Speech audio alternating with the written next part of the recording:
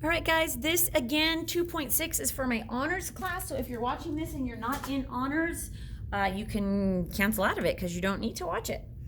Okay, so what we're talking about in 2.6 is proportional equations with canceling fractions. Okay, so proportional equations are where a fraction equals a fraction and it's got a variable in it, so we're trying to solve for it. Okay, so you can set up an equation to solve these. So we would cross multiply where you can. So for example, I can cross multiply here and here, and I can cross multiply here and here, and then set them equal to each other. So 9 times x is 9x, and 8 times 72 is 572. Okay? Then what we're going to do is we're just going to divide. We're just going to solve this for x, right? So I would do, we would divide. Because we cross multiplied, so now we have to divide. So we've got 9x equals 572 divided by 9, x equals 64. Okay, that's one way you can do it. Now, I'm going to teach you the Mrs. Sherritt way. Mrs. Sherritt way is called the fish method. Okay? Because it looks like a fish to me. So, yeah, you can do it this way, but you can also do it my way. And my way's better. Just kidding. Okay, so you always start with the fraction with the variable. So for example, this one has the variable, so I'm going to start with the number. So I'm going to start up here at 12, and I'm going to multiply, and then I'm going to come around, and I'm going to divide, and then I'm going to get my answer. See, it looks like a fish. That's why it's called the fish method.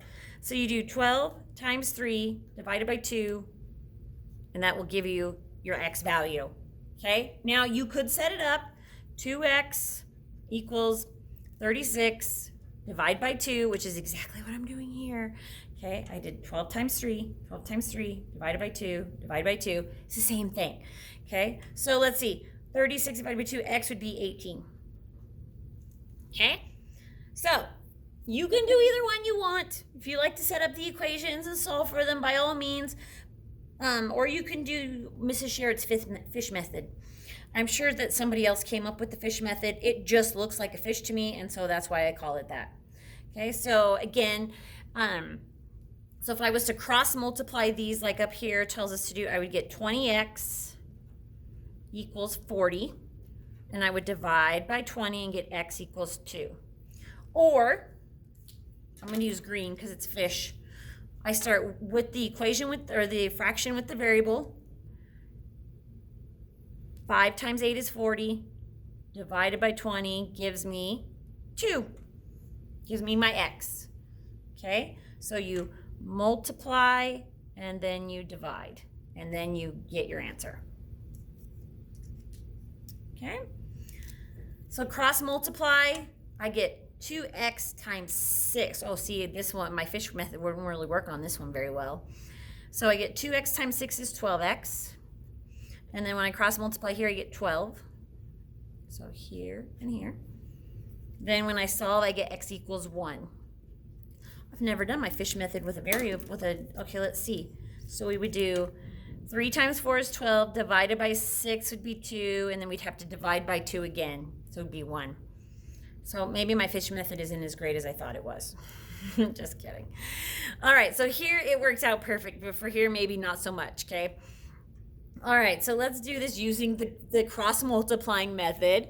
Okay, so the first thing we're going to do is cross multiply both directions and set answers equal to each other. So we're going to cross multiply here. So that's 10 times x plus 5. And then we're going to cross multiply here equals 35. Oh, you may need to distribute after you cross multiply, which we do have to right here. So we end up with 10x plus 50 equals 35. Okay? Then we're going to get the variable alone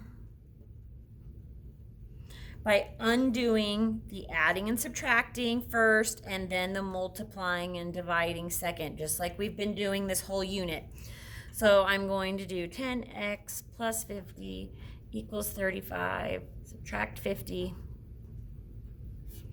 10x equals negative 15. Divide by 10.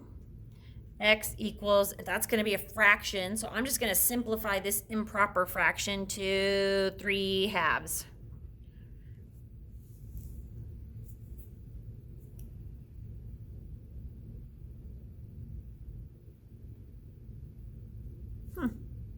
Yeah, negative 3 halves. Okay. Easy, easy. So let's try some. All right. So, ooh, this one's a little tricky. This one's got a fraction, but then it equals a number. So remember, when you've got a whole number, we can make it into a fraction by putting a 1 under it. Okay, so then we're going to cross multiply. So we've got here 3 plus 3x equals 1, or times 1. So it's 3 plus 3x, because anything times 1 is itself. And then 4 times 3 is 12. So now we're just going to solve it. I'm going to subtract 3. 3x equals 9. Divide by 3, x equals 3. So I could put this in too and check it. So if I have a 3 here, that's 3 times 3 is 9, plus 3 is 12, and 12 divided by 3 will give me 4. Okay, so you can check these just like we've checked the other ones before too. All right, cross multiply. So 20 times x plus 6 equals, and 9 times 6 is 54. So 20 times x is 20x. 20 times 6 is 120, equals 54. Subtract 120. 20x equals, oh good heck. In my head, trying to figure that out in my head, and it's just not, negative 66. Then divide by 20, x equals negative 33/15. Is that its most simplified? Oh, let's see. Let's put it on our calculator. And I think 33/15 is well, no, you might be able to do, oh no, 11/5, I bet. Negative 11/5. Let's see. 66, 20. Oh, that's a 20, not a 15. What am I thinking? Negative 33/10, you guys. Why don't you correct me? Just kidding. You could write that as a decimal too if you wanted, negative 3.3. Okay, either way. Okay, you notice how some of these can be fractions, you guys. They're not pretty neat anymore. Okay, you guys do these 4. Oh, look at that one. Solve for B.